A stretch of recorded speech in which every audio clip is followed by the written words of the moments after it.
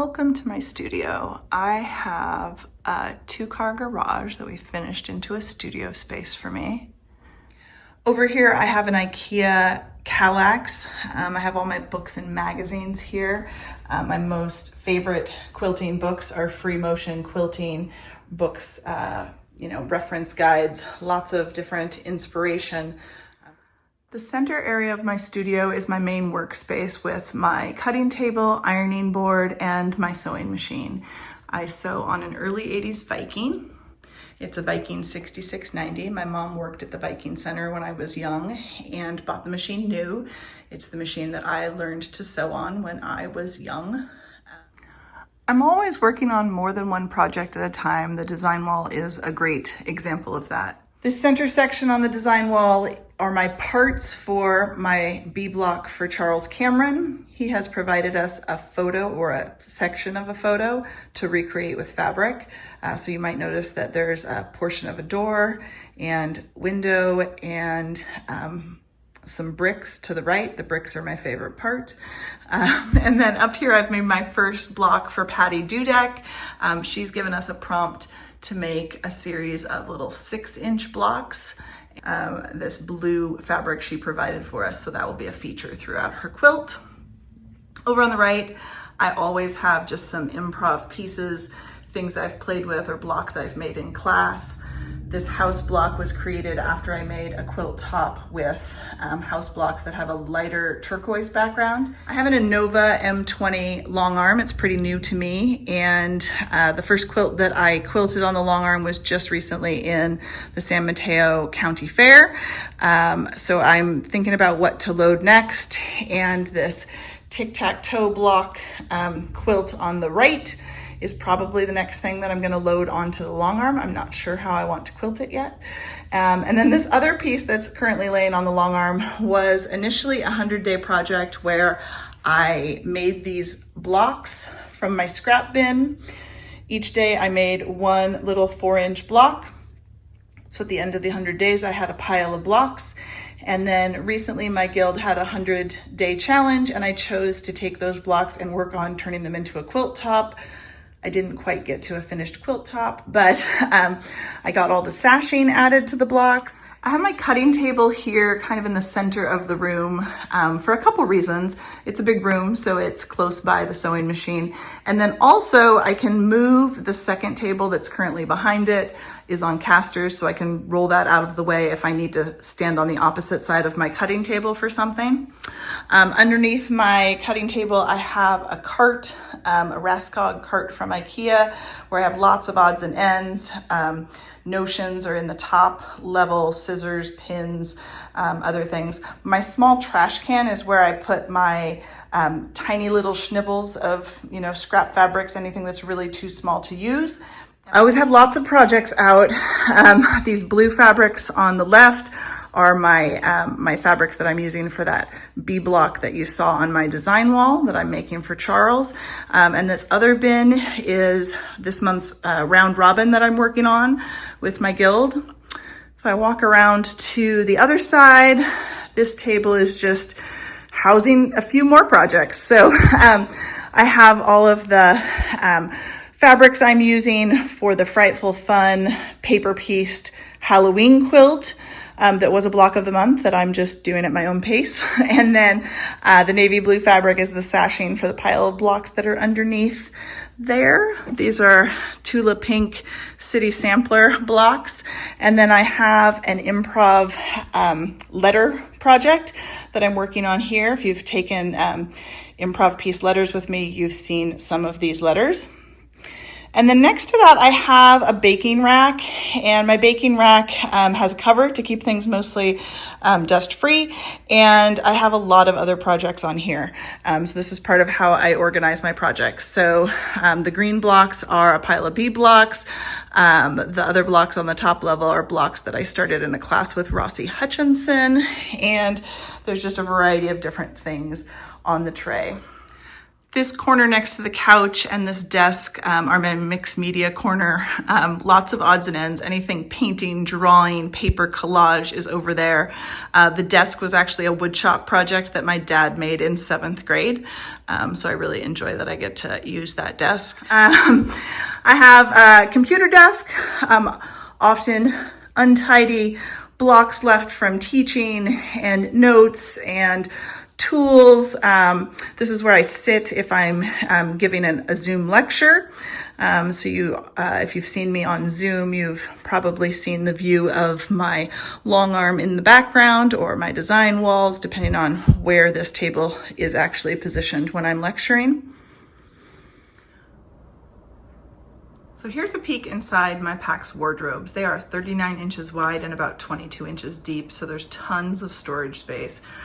The shelves are filled with class samples, fabric, yarn, batting scraps, lots of piles of projects in progress or fabric pulls that were put together and will become a project at some point. Underneath my shelves, I have 2 pull-out trays. So these are very short drawers. So there's lots of flat storage. So I keep my acrylic rulers here. And then below that, I have my fabric that is print fabric. Most of my fabrics read as a single color.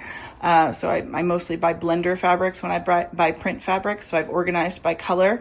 I have them in these clear bins from the Container Store. So I like that I can just pull out a bin to be able to sort through and find what I need. And I've arranged in rainbow order. So here are the greens, blues, and purples with some multicolored rainbow prints. And then my bottom drawer is all black and white prints. A few more multicolor prints here.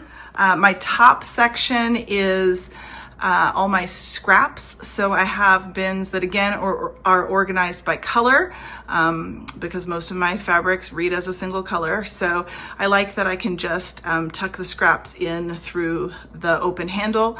So I just open up my cabinet doors and I can easily access my bins to put scraps away. My pull-out tray in this cabinet has all my thread. I primarily piece and quilt with RFL 50 weight. And then the drawers on this side are all my solid fabrics. So again, I've organized by color. I keep my solid scraps with my yardage. So the fronts of the bins are all the scraps. The greens and blues with some neutrals. And then the bottom drawer has purples, and then it also has kind of the fabrics that are different than your main quilting cottons. Thank you so much for joining me for my studio tour. I'm Sarah Goer of Sarah Goer Quilts. I'm real easy to find. My website is sarahgoerquilts.com, and you can find me as Sarah Goer Quilts on both Instagram and Facebook. Click on the Teaching tab at the top of the page for information on how to hire me to visit your guild.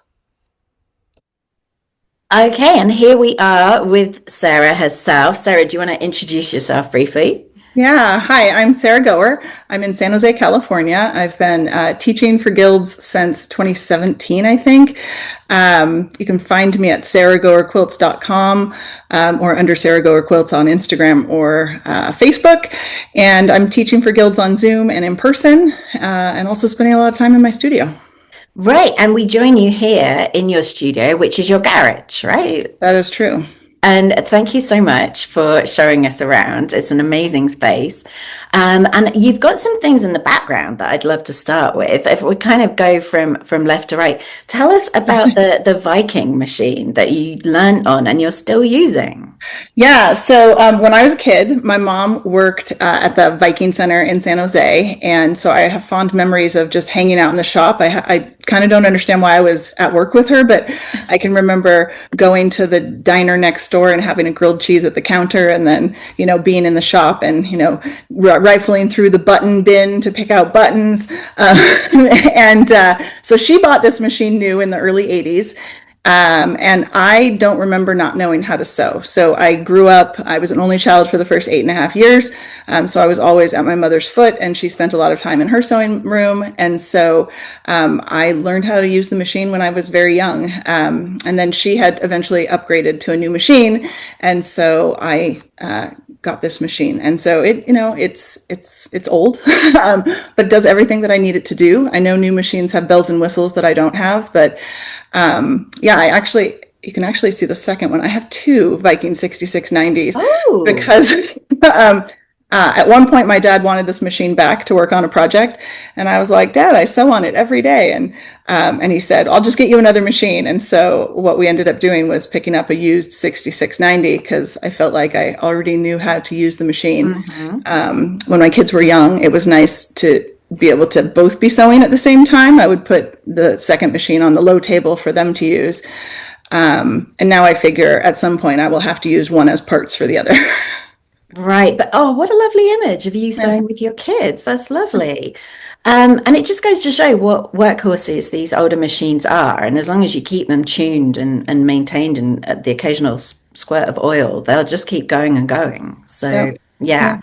And then the next thing on the left is your design wall. So what is that made from? Yeah, so I have two 4 foot wide by 8 foot tall design walls. So they're side by side right now. And they are 2 inch thick foam insulation board from Home Depot. And they're Hmm. just covered with a piece of batting. So I like the batting. Some people like flannel. I like batting because it's real clingy. Like everything that you can see that's on the design wall is just up there with clinging to the batting. It's not pinned usually. And I've just duct taped it around the backside to hold the batting on. In the room that I was in before I moved down here, I was in a bedroom that had a big window and a two-door closet and a door to the room in the middle. And then, so there was nowhere to put them permanently. So it's kind of nice that I just lean them against, I could lean them in front of the closet. And then if I needed to get into the closet, I would move them and lean them in front of the window temporarily. I have visions now that I have more space down here to build a rack on casters so that they could be like, you might be Wow, able to tell that yeah. they're a little bit bowed since they're leaning against the wall. But Mm. I'd like to put them on casters and then I could move them around and then I'd be able to, have them be closer to me as a backdrop if I'm on Zoom, or I could move them to, a different part of my studio. But right now they're just leaning against the wall Oh, what an amazing idea, though, to have them like that. and And fairly low budget as far as putting together a design. yeah, brilliant idea. And I fit the two 4 foot by 8 foot 2 inch wide, 2 inch thick insulation boards in my minivan to bring home from Home Depot because they have a little bend to them, Okay, well, fold that's down the good to back know. seats and fit them in the minivan to get them home. Oh, cunning. Okay, right, lovely. And then, of course, what dominates the background there is your Innova M20. So, how long have you had that machine? Yeah, so not too long. I spent a little bit of time practicing on it. I've probably had it in my studio for a little less than 2 years, and I would like to be using it more regular than I have been using it. But I did a bunch of practice work on it, and then I put on my first project. It was just a yard and a half of fabric, but I did some pretty detailed hand-driven free motion quilting. So I don't have a computer on my long arm. I wanted it specifically to do hand-guided free motion. I may get into ruler work at some point, but and I'm only planning to quilt my own quilts currently. So It's an and that was amazing machine. What prompted you? Because I know a lot of people think about getting one and then hesitate to take the plunge, but what decided you? Yeah. Yeah, I mean, I think space was the biggest, hurdle for me because I was in a room that I couldn't have put a long arm in. And so, we talked about it and I said, well, I either have to wait till both kids go to college and knock down the wall between their rooms, or I need to take over a living room, which wasn't exciting for my family of four. Or we needed like a backyard structure, or I take over the garage. And so we decided I would take over the garage. And so I have a 10-foot frame. I don't make terribly large quilts, so I opted to not do a 12-foot frame. And kind of out of vision here is my mixed media corner. And so if my long Yeah. arm frame had been any bigger, that corner of space wouldn't have been usable. So I'd rented time on long arms at a local shop for probably 4 or 5 quilts. And that was all pre-pandemic. So that was probably in 2018, 2019. So that gave me a chance to, use a long arm and see if I really liked doing it. I knew I liked the idea of it. And then I also took a long arm class at QuiltCon, and that was probably 2019 also. And so, so I'd had like, you know, enough time on a long arm to know, yeah, this is great. And then the other part is that renting time on the long arm meant that I would go and I would quilt the whole time I had between dropping the kids off to school and picking them up. And so I wouldn't take a break for lunch, and I, you know, would take just a really quick stretch break. And that's not the best way to use a long arm. If you're going to Gosh, stand no. at a long arm, it's better to, you know, have some breaks. So Mm. here now I can like stitch for a while, and then I can, you know, do something else in my studio or something else in my house, and come back to it later in the day instead of, you know, trying to get something started and finished in a short period of time. And then that also allows me to do more detailed work, because when I was renting time, I kind of had to do, you know, get her done quilting because I only Right. had a Yeah. certain amount of time. No, I've experienced that myself. Yeah. And then I had, we used to have Pacific International Quilt Festival here in Santa Clara. And so for years, I mean, I've been quilting for almost 25 years. And so for years, I would visit the long arms at PIQF every year.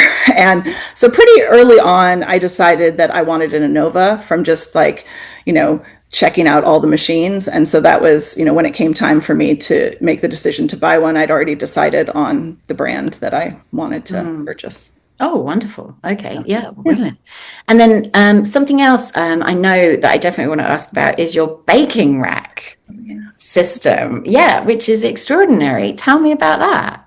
Yeah, so it was not my idea, but someone on the internet had the idea to use this baking rack, and you know, I have full sheet pan size, you know, racks or trays on the rack, and then on each of these trays, I have the pieces for a different project, and so I've, you know, it gave me more storage at a time before I had some of the other storage solutions that I have.